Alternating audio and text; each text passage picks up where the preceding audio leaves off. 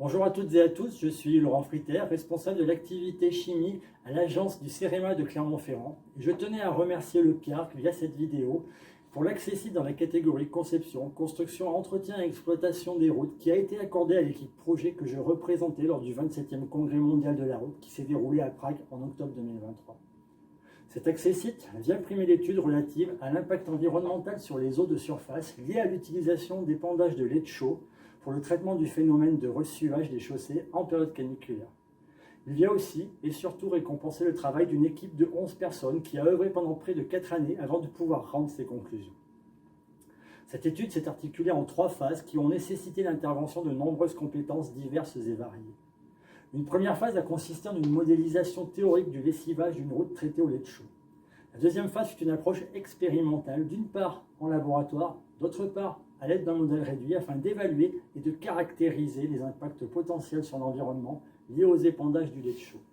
Enfin, la troisième phase a consisté en un test grandeur nature avec le suivi physico-chimique et hydrobiologique d'un cours d'eau situé en contrebas d'une route traitée au lait de chaux en période caniculaire.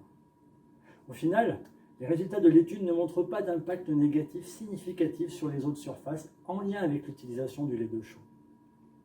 Cette étude a ainsi permis de démocratiser cette technique préventive du phénomène de ressuage des chaussées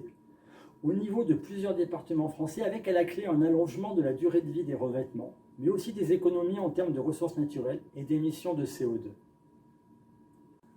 Le Congrès mondial de la route a été l'occasion pour moi de représenter la France à Prague en ayant la chance de valoriser le travail réalisé par mon équipe projet qui m'a fait confiance pour la représenter lors de la session intitulée Accessibilité et mobilité en milieu rural.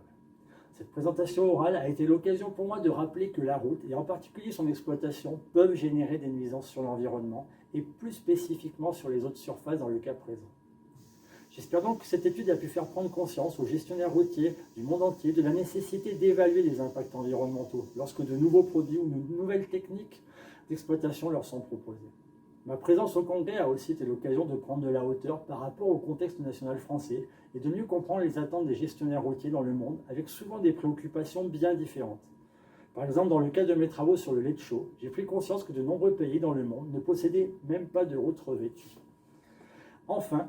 le Congrès était l'occasion d'assister à d'autres sessions de présentation, telles que la viabilité hivernale, la mobilité routière durable et les défis mondiaux, mais aussi de visiter les stands des différents pays présents afin de mieux comprendre leurs préoccupations, mais aussi de mieux appréhender leur gestion de la route et aussi de prendre connaissance des axes de recherche et de développement dans le domaine routier.